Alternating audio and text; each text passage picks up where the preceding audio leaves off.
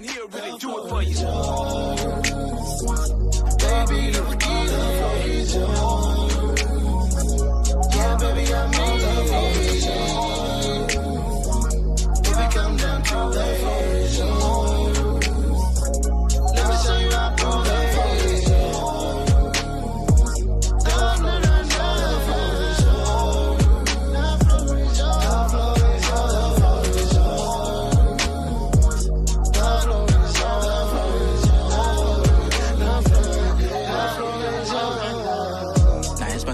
Y'all about my big bro Gerard in the podcast crew.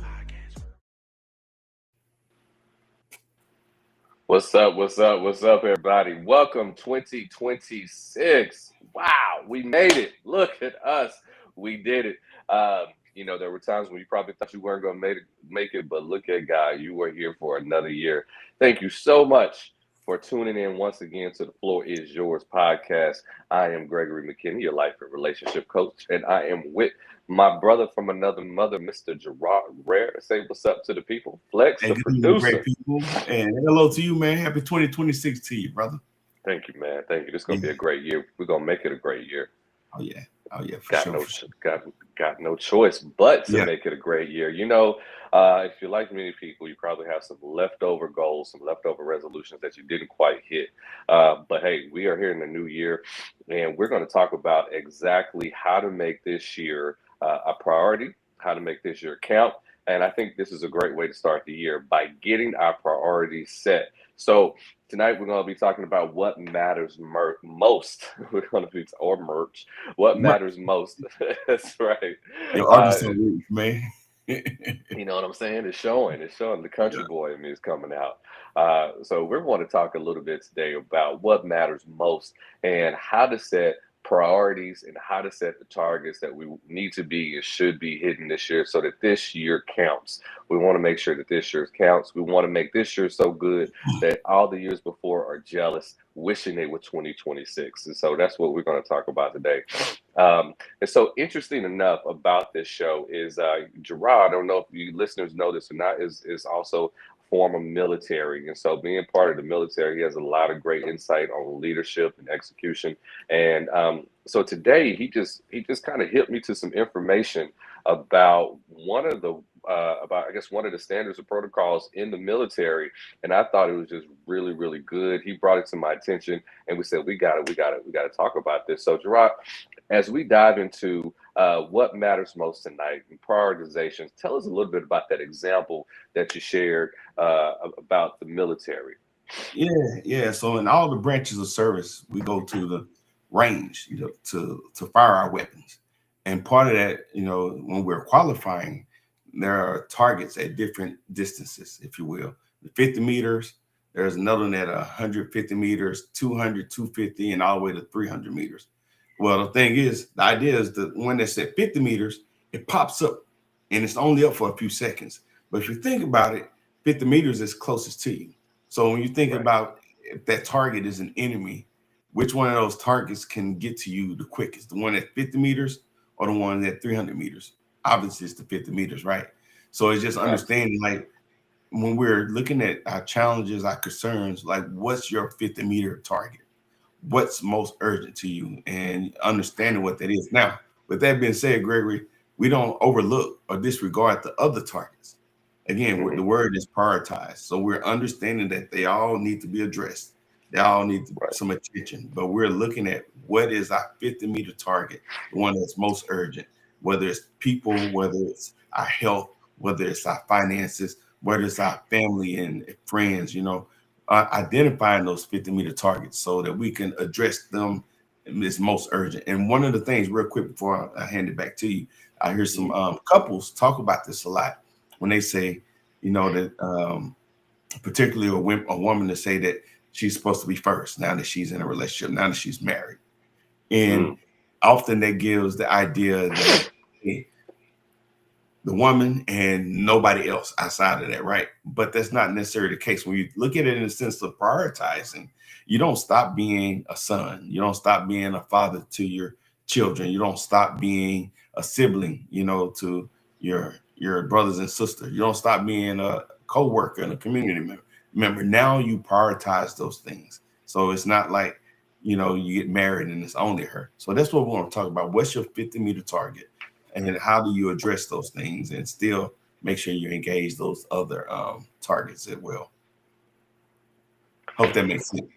No, it definitely does. I think what it shows us is that there is a hierarchy or a pecking order to what we should be giving our attention to. And Yeah. so we have to evaluate what needs our attention the most as we start this new year. And I like what you said, because we don't ignore the long range goals. Everybody should have a destination. You should be getting somewhere. But before you get there, you're going to have to take the steps to get there. So what is your first step, right? What matters most right here, right now? And you gave some great examples about your family, your health, your finances. All those things are urgent things. And so what we want to challenge the audience tonight is to ask themselves, what matters most now? What's the thing that matters most now? And a couple of ways you can do that. You have to ask yourself, what targets have you been avoiding?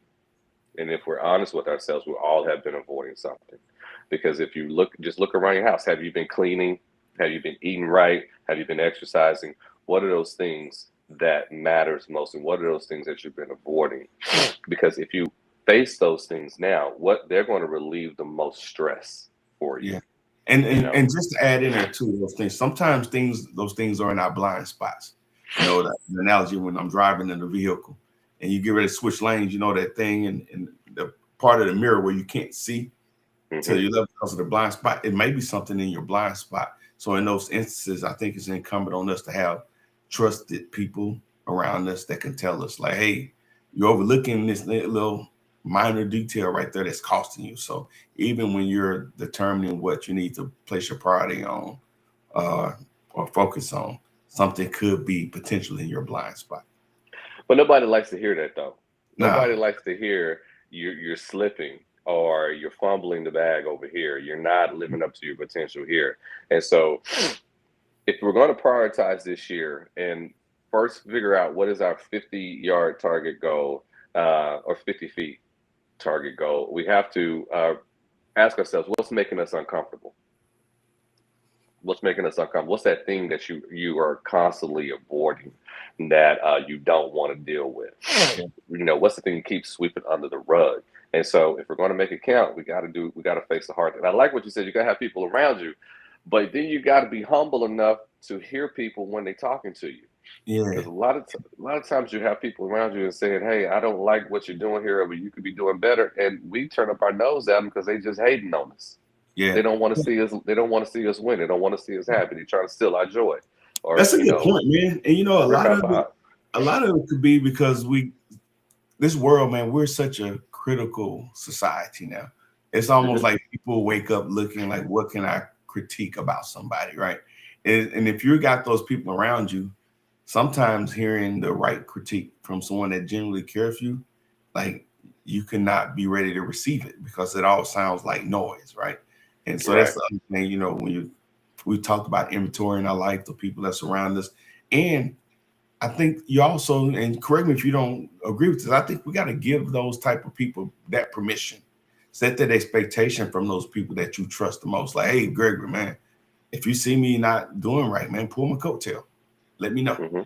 Right. And because when you make yourself overly concerned with too many people, I think it makes you subject to too many different opinions, and that can be counterproductive. Yeah, 100%. And that group should be small, right? Yeah. And that group should be people that over an extended period of time have shown themselves to be people of integrity. Not perfect people, but just people of integrity that, hey, once you present an issue, they'll deal with it. They'll say, look, I'm sorry. This is what I can do. This is how I can handle it. How can I make it better? Somebody that doesn't run. But everybody needs someone that can pull their coattails. So I have 3 people in my life right now that literally, with no exaggeration, if they said, Gregory, shut up and listen, I'm going to shut up and listen. The raw and the real. Right. Because I know that these 3 people, if it has to get to that point, then there's something serious. And I know they're only doing that because they love me. If they have to go, yo, G, sit down, shut up, because you fumbling, I need to listen. Yeah. And everybody needs that. But I think we get so self-centered that we don't want to listen to what other people say. And if we're going to succeed this year, you can't win alone. Nobody has ever won alone. You have to have a team around you. Now, people come in different seasons. Maybe someone there help you get started. Maybe someone's there for the middle. Maybe someone's helping you cross the finish line. Very, very, very, very rarely do you have someone that's from the start to the finish. Yeah, Those people that's are good. rare, That's good. And just right? a real quick shout out to our people that's out there and watching us. We got some of my faithfuls on here. We got Miss Dorkisa. Happy New Year to you. Appreciate you tuning in. And my brother from another mother, I call him Triple OG, Triple OG Ron. He's watching to us on YouTube. So appreciate everybody that's tuning in. And you know the name of the game. If you got a comment, question, input, put it in the comments. We're gonna make sure we get to them. So just wanted to make sure that we shout out our followers. Hmm. Yeah. Definitely, we can do without a pause. I love the comments. That's my favorite part of the show, actually. This is also the real here. You don't have too many problems. You just don't have. You just don't know what comes first. And I think a lot of people use the excuse, "Oh, I got these kids. I got to go to work. I got to do the laundry. I got to do." You always have all these excuses, but you don't have any action. The truth is, you don't have that many problems. You just don't know what comes first. Just find that one thing. If it's getting your credit up, just focus on your credit for the first 6 weeks of a year. Let everything else go by the wayside if you have to. Forget the laundry, forget the dishes for 6 weeks, and get you a plan in order to fix your credit. If it's your weight, take the first 6 weeks and just get you a plan in order. You don't have that many problems. You just haven't identified what needs to come first and haven't taken the time to develop a system. That's And good. because right, because you can't do it all at one time, right? Now, in the course of a year, yes, you can lose 20 pounds. Yes, you can repair your credit. Yes, you can write a book or whatever it may be. But you have to have some dedicated time to these specific goals. And so for each goal that you have, set aside 6 weeks and say, you know what? I want to do 10 things this year. I want to do 10 great things this year. But give each of those 10 things 6 weeks or 3 weeks or whatever. Just say, hey, here's my dedicated time. There's 12 months in a year. Give each of those goals at least 1 month. Give yourself 12 goals. Give each of those goals 1 month. And you can have a system in place that you can almost go on autopilot. This is what I need to do. This is the day I do it. This is the time I do it.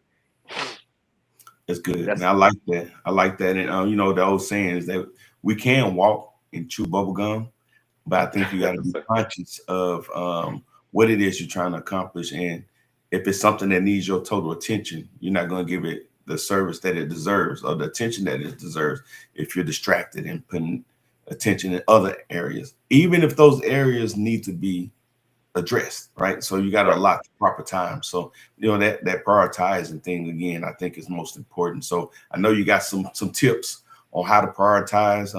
I didn't talk to you before this, but I hope I ain't put you on the spot. But I know you usually come with some good. So I what you do. got? I'm gonna save them to last though.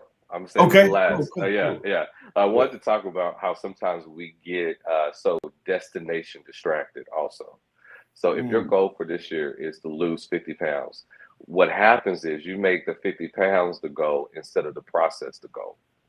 If you're going to accomplish anything, you have to fall in love with the process. Because here's the truth, is that God does care about your goals, but he cares about you becoming the person that can accomplish the goals more than giving you the goal. Right. So here's the deal. You can get the trophy. It doesn't take anything for God. God has a billion ways to bless you. All you need is one. God is more concerned about your growth than he is your happiness. And so if you tell God, hey, God, I want to write a great novel, he's going to say, great, I'm here for you. I want to support you. But he's not going to write it for you. He's going to say, what I'm going to do is give you opportunities to meet people that have written books. I'm going to make workshops to come in front of you. I'm going to give you opportunities to learn to become the person that can write a book, but I'm not going to write the book for you. It's like that old saying that if you ask God for a table, he doesn't give you a table, he gives you a tree. yeah. Because Okay. God does, right? If you ask God for a cake, he doesn't give you a cake. He gives you flour, he gives you eggs, he gives you milk. Because God wants you to become the person that can acquire the goal, that can achieve the goal, versus him just giving you the end result. And so Yeah. a lot of times we get distracted with saying, well, if I had the money or if I had the time. No, you're too goal focused. You're not process focused. The way to make this your count, to find your priorities, is you have to become process focused. not Yeah. goal focused. Yeah, I like that. I think an important part of that, as far as understanding, is if I just get to the goal, like just say, just put some money, I get $1 million, but I don't know Yeah, how to manage it. I don't understand the psychology of money. Well, when I get that, I'm gonna fumble it, right? I'm not gonna do right. absolutely. But if I'm working up and learning money management on the way there, the psychology of money, how not just to make it, but also how to keep it, how to make it grow. Sometimes you get people, some of the athletes, right? They get these contracts, first Right. contract, and they try to get these big dollar houses, and it drains them, and they forget, like, hey, I got to maintain and maintenance and upkeep this house right here. So I think in the process, you learn about all that stuff right there. So it's important not just to look at the goal or be goal oriented, as you said, but also be process oriented as well. Absolutely, absolutely. And busyness doesn't equal progress. A lot of Break people are that like, down. well, a lot of people say, well, hey, I'm working on this goal, but I got to go watch this seminar, or I got to take this class, or I'm running over here to have this meeting with these people.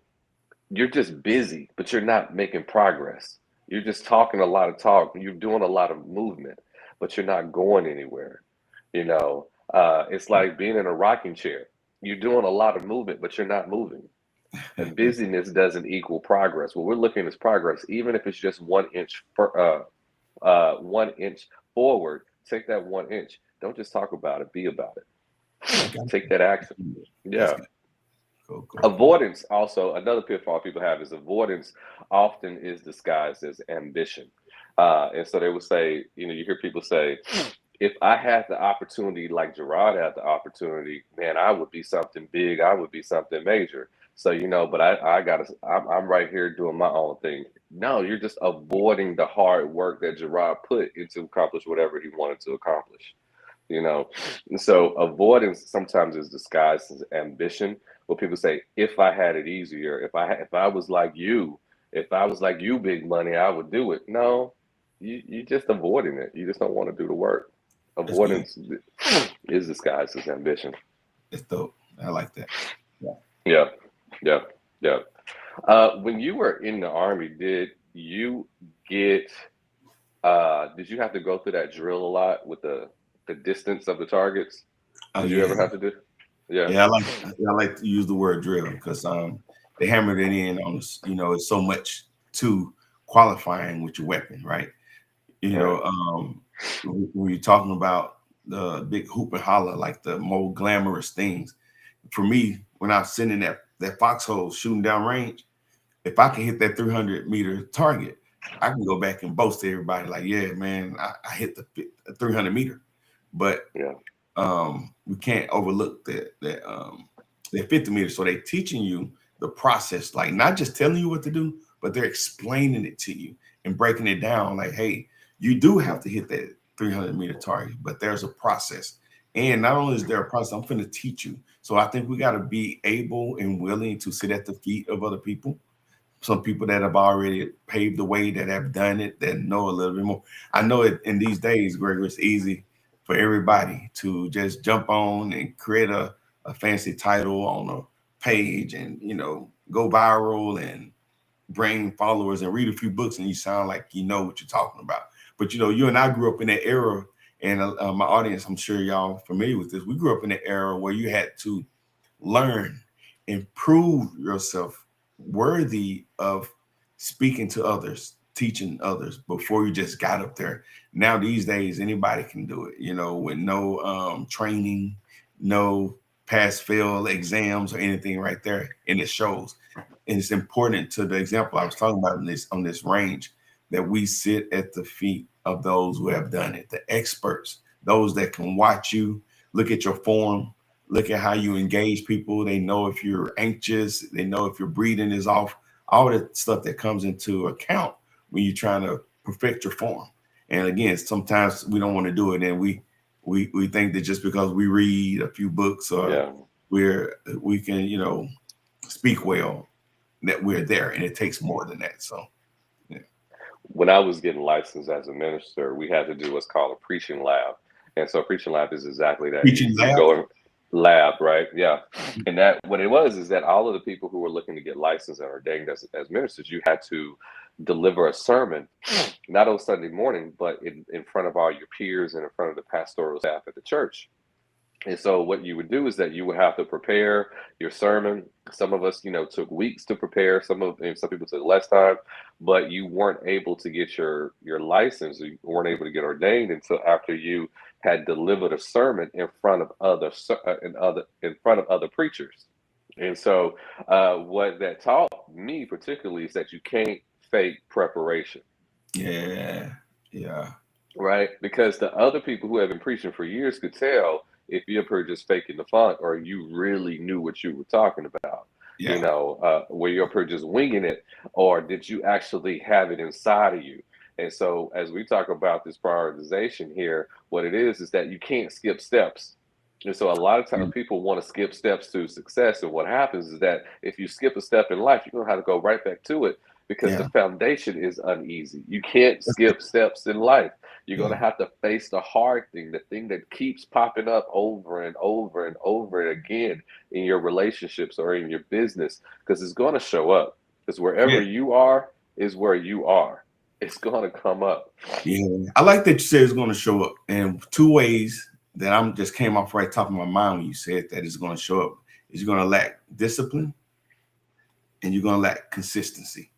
Right? You're not going to be disciplined in your approach. You're going to be all over the place. And the consistency, like doing constantly on time what you need to be doing, consistently doing it. And another one too is a lack of empathy. I think you learn that from people who've done it before you, who you sit at their feet and learn those kind of things. Because even though I'm doing it, what I'm doing affects other people. And if I'm out here just Right. doing what I want to do, that old saying, you don't want to leave behind dead bodies, right?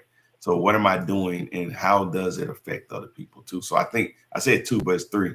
And you may want to add to the list, but empathy, discipline, and consistency is those things that shows when you put in the work. Yeah, it does. I can't think of anything else to add, and all of that tied together just shows passion. Because when you have empathy and consistency, you can only do that for something that you're passionate about. Yeah. It reminds me of some relationship advice I usually give for premarital couples. And I said, only friends can keep vows. Only friends can keep vows. And so when people, before they get married, I often ask, are you friends? Because only friends can keep vows. And if you just love someone or you lust after someone, you'll just say the words. But once that feeling and those butterflies go away, then it's going to fall apart. You have to have some passion in this. You got to have some connection in this, because only friends can keep vows. And the only way you can remain consistent is that if you do have an emotional connection to it. And so you have to not only think about the goal, but why is the goal important? So, for instance, when my daughters were young, and they used to, like everybody else, used to hate doing homework. I mean, who likes to do homework? But I always remind them the goal is not the homework. The goal is to pass the class, and this is just one of the steps that you're taking to pass the class. So we Yeah. can't skip homework to get to the big goal. To get to the big goal requires these little steps. It's going to require you doing a spelling test, it's going to require you writing the essay, it's going to require you doing homework Yeah. before the big goal is down the road. But the 50 feet goal today is just doing these math problems and turning it in tomorrow. Yeah, that's dope. Hey, let's go to a quick commercial break and come back and we'll continue the discussion. Sure. Real men talk. If I had a group of brothers that I could confide in, a group of brothers that encourage me to be the best man possible, that hold me accountable for actions, but brothers that won't beat me down when I fall short. If I had brothers like that in my life, I'd open up more about my challenges. I wouldn't be afraid of being vulnerable and transparent. I'd be more deliberate in my actions and not scared of failure. I wouldn't act like everything is okay when I'm hurting inside. Sometimes it seems like there's an all-out assault from the world on black men, and hurtful words from my lady cut deep. I can't show my pain, 'cause if she knew that she hurt me, she would do it over and over again, hoping that each time cut deeper than the last. I do understand that women have challenges too. That's why I work so hard to be the strength she needs. But I need a band of brothers who understand Sometimes I simply want them to listen. Sometimes I need advice, but other times I need a shoulder to lean on. I need a band of brothers that create a safe space that gives us all a chance to talk about our fears. Because it's therapeutic when real men talk. Real men talk. Real men talk.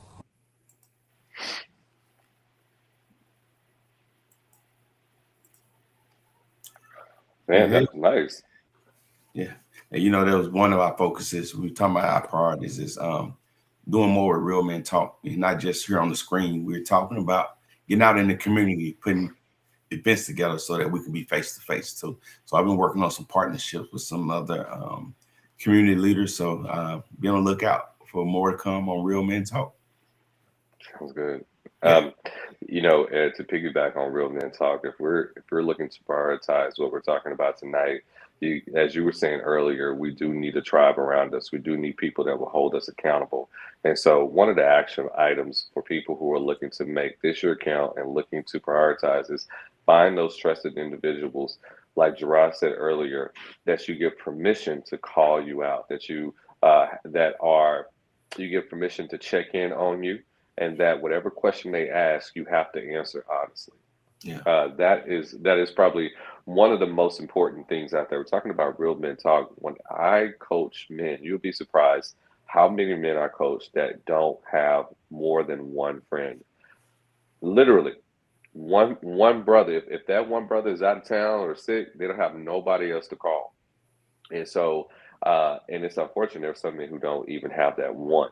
They just have their coworkers who they aren't very close with. And so, men have usually have troubles with opening up. And so, we need to find people around us that will hold us accountable because accountability is a key to success. It Yeah. really is. I Yeah. think so. Find that tribe. Yeah, you got to.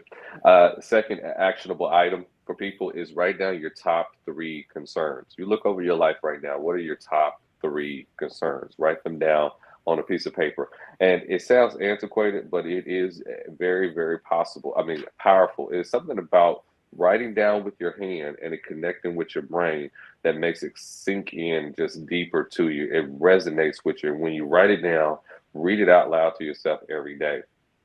That'll be a Yeah. constant reminder of your focuses. Hey, so a Circle. question for you on that right there. When you're doing your coaching sessions, counseling, Mhm, and you mhm. get with guys, like what are some of the more common three that you would say, like, hey, you need to work on this? Yeah. I got these all that you're doing this, but you really need some more focus in this area. What are some of those areas that you give that direction on?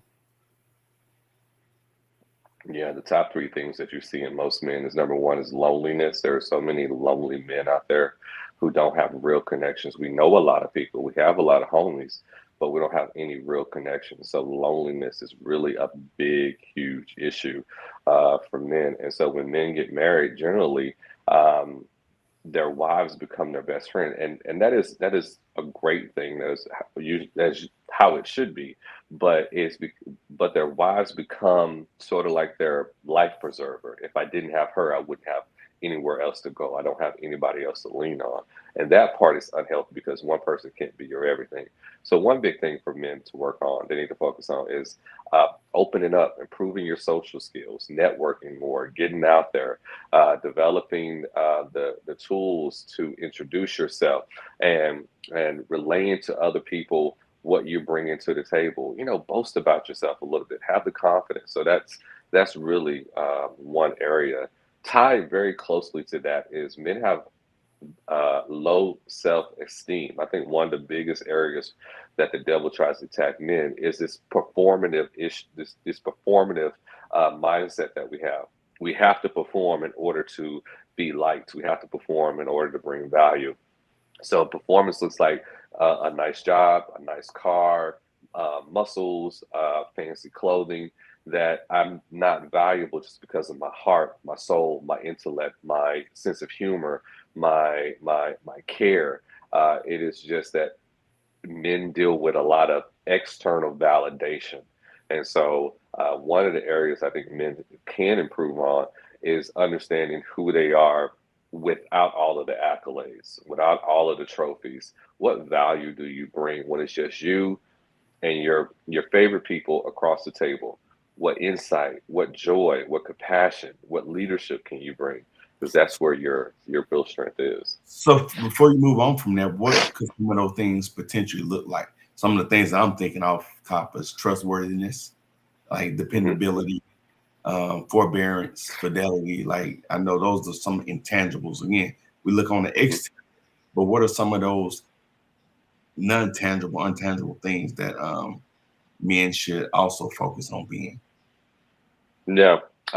They need to focus on being honest with themselves. A lot of I like, men, and I don't mean being dishonest in a way to manipulate, but the old saying, "I'm good, I'm all right, I got it," and being honest, saying, "No, I'm hurting, I'm sad, I'm lonely, I'm about to break, I'm about to crumble. This is a lot of weight that I'm carrying," and being honest with themselves about what their limitations are. Men don't want to admit that. So honesty is so how is a much big thing. does self-awareness play a role into that, being honest?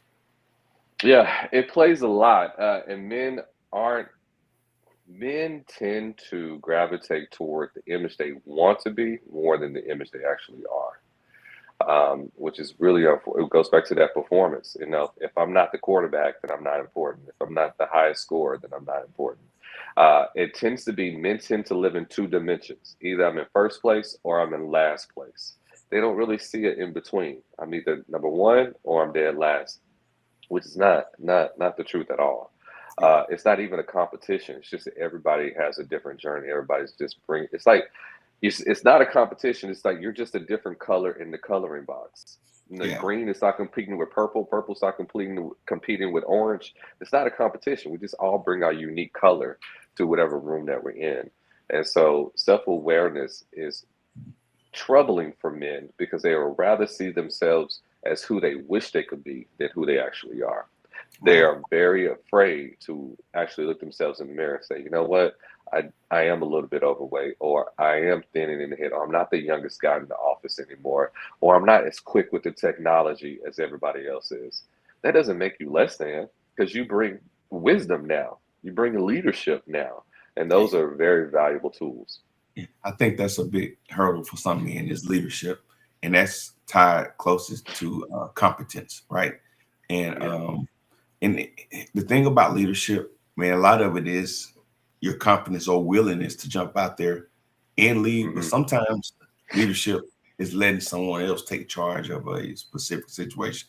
I think leadership is also the ability to hand the reins over to somebody else that may be better than, or just may have the capacity to take that on because you're doing some other things. I think that builds your trustworthiness because you're not a gatekeeper trying to, box other people out. You're not territorial, but also you're self-aware. Like, you know what? Not sometimes not that I can't, I just don't have the capacity. And Hmm. hey, also, and even if I got the capacity, how right, I'm gonna use that word, right is it to allow someone else to grow in something, even though I know how to do it. Hey, Gregory, why don't you do this one this time? Because, give you Yeah. opportunity to grow and develop. Absolutely. And also I think men have confused the difference between leadership and management. Management is just making sure the job gets done, right? Mhm. Leadership is inspiring the people around you to accomplish a goal. I like that. Leadership, right?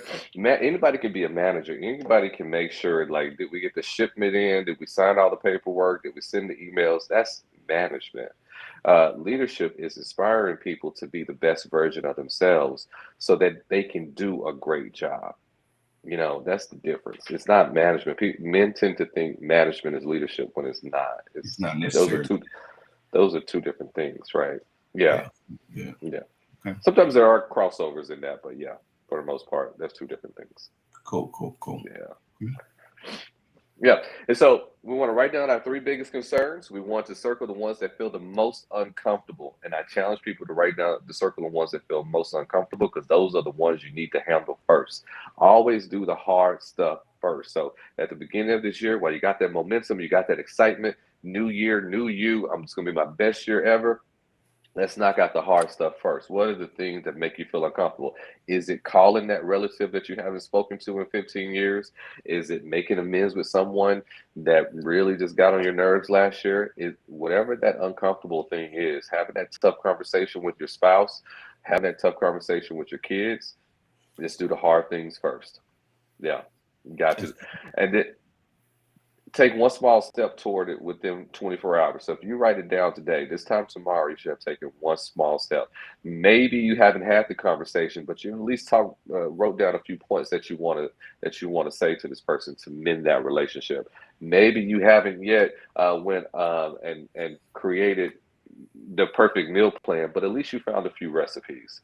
Take small steps every day. You won't win the battle tonight. You just need to engage in the right steps toward winning the battle. That's good. That's good. Yeah. And I was just going to add on that, Gregory. When we're identifying our three things, um, being conscious of, again, we talked about this earlier. Yeah. If we're in a relationship or have jobs or other people that we're responsible for, we can't become negligent in our other duties, other responsibilities as well. So, Yeah. not Yeah. saying that you have to not take on any more goals, but if you have some other responsibilities, it's incumbent that we maintain and make sure that we're doing our due diligence and performing in those areas as well. What's your thoughts on that? We're talking about relationships. One of the things I think every couple should do every year is ask their partner, "Who are you today?" Go to your woman, go to your man, and say, "Yo, boo, I know every year we evolve, we change. You weren't the same woman I knew when we started dating 3 years ago. Who are you today? How should I love you differently? What does love look like, sound like, and feel like to you in 2026? Because I know it looks different than it did in 2024. So I don't want to be doing the same stuff. What has Yeah, changed? You gotta and then also share your thoughts too, because men are good about asking their women what do they want, but they're not so good about saying what do I want, because we're not trained to think that that's okay for us to say what we want.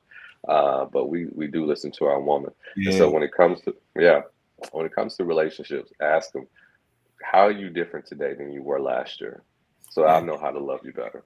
And it's crazy how that's become a weakness to concern yourself about yourself as well. Hmm. Again, you're not being negligent and avoiding other duties, but if you're not right, what can you do for somebody else? And it's crazy. I see these little memes on Facebook where they're calling a man sassy because he began to take care of himself. So just be mindful about that. I got my homeboy, childhood friend, classmate, Anton Smith tuning in. Appreciate you, man, for tuning in, and I appreciate the comment as well. Listen, if a woman calls you sassy just for taking care of yourself, that should not be your woman. That ain't the right chick for you, man. You know Yeah. what? I'm telling you, because a real woman's gonna want a man that cares about his nails, his skincare routine, his cologne, keeping his I body want to talk. moisturized. You know what I'm saying? They're gonna want that. I mean, I don't. A woman who doesn't want an involved man deserves what she gets. Yeah. And I She was said what I said, the Fred Flintstone type dude. right? Yeah, because we evolved now. We don't. Yeah. Yeah, we don't just use bar soap in our bare hands anymore. We got loofahs. You got that butt. You got that body Right. in your We shower, got man. that body wash. You know what I'm Yeah. saying? Yeah. Yeah, Eucalyptus. yeah, we doing it Eucalyptus body all. wash. Yeah. We doing it all. And so, um, as we prioritize our money, our finances, our relationships, are have has to be at the top of the list. And of course, number one, you can't do it all without God. Every year is an opportunity for us to renew our relationship with Christ, and that's why so many churches across the country, they usually start the year off with a fast.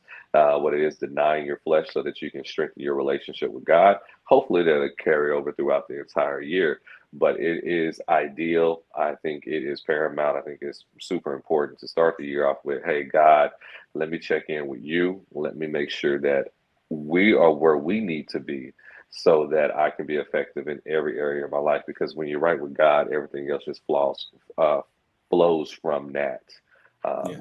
And so, if It's good. anybody is, and if anybody's going to be on your accountability team, It has to be God. Yeah, man. Hey, D'Angelo said cologne to smell good, and even if it's that Old Spice, as long as you smell good, right? Yeah, yeah. And I love it that men aren't ashamed anymore about saying I'm getting a pedicure or a manicure, taking care of their bodies. Hey, you do what you got to do. We want to look good too. Yeah, So, I think that's your entire self. All those things matter when you just let someone tend to you. Sometimes I think that's okay. yeah, it Yeah, is. It is. It is because we get burnt out. We're very finite creatures, and we tend to think we're Superman, but Superman has kryptonite too. So some yeah. days you're gonna have to sit down and recharge. Yeah, that's good. That's good. Man, this was good, man. Again, we're talking about what deserves your attention. And an analogy that we use was for those that are in the military or familiar with military going to the range to qualify, that 50-meter target, the one that's most close. We don't neglect the Hmm. 100-meter, 250, and the 300-meter, but we do need to prioritize to know, like, hey, what's most important, make sure we're addressing that while we're still taking care of the other things too. So, Gregory, man, 2026 is here. Every year, a lot of people have, New Year's resolutions. Some people critique them and belittle them about it. But I say this: Hmm. if it takes a new year to give you some new motivation to do some new things, take advantage of it. So, I'm gonna let you close us out. Give us some words of encouragement, some things to go back and consider if we're having to hit the reset button, do some things differently, just to make sure that we're better than we were Yeah, before. yeah, yeah. I think that what we all got to have targets because if you don't have a target, then you can't score. What are you aiming at? You don't want to be an arrow without a target, just flying around aimlessly. You want to have something that you are moving toward, that you can plan for, and that every day you're motivated to get up and go conquer. Everybody needs a goal that inspires them to get out of bed every day and say, "This is what I do, and I plan on doing it well." But along that journey of doing that thing well, you're going to have to do some work, and it's going to require you to do some soul work. And here's the deal: soul work is slow work. If you're going to improve your life, it's an inside job. It starts from the inside and it shows on the outside. Change is first internal before it's external. But don't get discouraged because soul work is slow work. It's going to take time. But even if you're just moving an inch, a centimeter every single day, aim it at that target that you have, you're making progress. You will eventually get there if you don't stop. Progress is not always loud, but progress must be honest. So be honest with yourself, set your goals for your life and make those adjustments that every single day you take at least one step forward into becoming that person that you dream of becoming. That's good. That's good. And get good people, trustworthy people in your corner, because you can't do it by yourself. You wasn't meant to do it Can't. by yourself. Yeah, Nope. get your good, strong team. Hey, a lot of people don't know this about you, but Hmm. you're a life coach, but you're also an author, right? So, Yeah, I am. Yep. let's tell people about the book that you, Yeah. yeah, Yeah, yeah. So my book, Emotional Intelligence for Men, it is a book that helps men and the women that love them understand why men behave the way they do, sort of why men react to certain triggers, why they get angry or frustrated and sad. And so when you see your man or you as a man are feeling these roller coaster of emotions, what this book helps you do is identify this is why I feel the way that I do. This is why I do things the way that I do. Maybe it's unresolved issues from my childhood. Maybe it's my daddy issues. Maybe it's just me being uncomfortable accepting my own limitations. Within this book, you're going to figure out why you behave the way that you do, and then you get some tools and some techniques on how to overcome those negative habits that you have. But most of all, what it helps you do is understand your emotions so you can communicate your emotions better to the people that are around you so you can be an effective leader, husband, and father. So if you're a man or you know a man, you want to pick it up. You want to grab it because I guarantee you it's one of the best books you'll ever read. It is of tremendous value. So go on Amazon.com, type in Gregory McKinney, life coach, and then you'll find it right there. Grab one for yourself and for another brother. You'll be oh, grateful so, for it. yeah, Or sister. That's right. yeah, And Coley, she's giving you some kudos on that right there. And Coley, she's an artist too. We've been trying to get her on. I know we've been missing each other, but Coley, reach out. Let's get you on and talk about your book as well. So there's a lot of people doing a lot of great work. And one of the things that we do is want to make sure that we give some just time and attention to people in our community that are doing these things too. So you want to take a moment to talk about that before we get off here? Giving other people props. Yeah, a chance to come on the show and tell us. Yeah, absolutely. You know what? Everybody that is doing a great work, let us know. Reach out to us in the comments, DM us. Let us know what you got going on in your life. We'd like to have these conversations. You know, there are so many people out there in the community that are doing great work that we don't get the opportunity to meet, to see in action. And so let us know. DM myself or DM Gerard or DM the Floor is Yours podcast. Put yourself in the comments. Tell us a little bit about yourself if we and because we want to have those conversations going. Unfortunately, you know, Gerard and I can't be at all places at one time. And so we do want to celebrate the people that are really making an impact. So reach out to us, tell us your story, and we'll love to have a conversation with you. Big or small. Big or small. Yeah. So we're going to go through some of these conversations. We were talking about the good old Spice. D'Angelo said, don't come around with that Old Spice. So she's going to crack jokes. High karate. Hey, Cole is saying hello. And my boy Anton, man, I wish I could see him. I haven't seen him, man, since we graduated. I would love to see him in person. I appreciate you tuning in, Big Tone. Coley was stating what you said earlier. Soul work is the quiet place where God refines you. Man, I like that. Mm-hmm. That's a line. We need to put some music to that line right there, man. What you think? Bars right there. Bars. Yeah.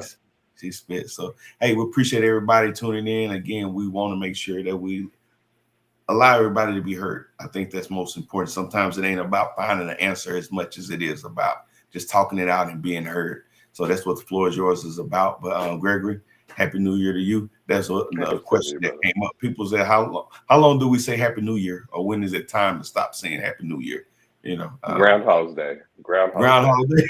Yeah, that's good, man. That's good. Yeah. So what you going to close us out, man?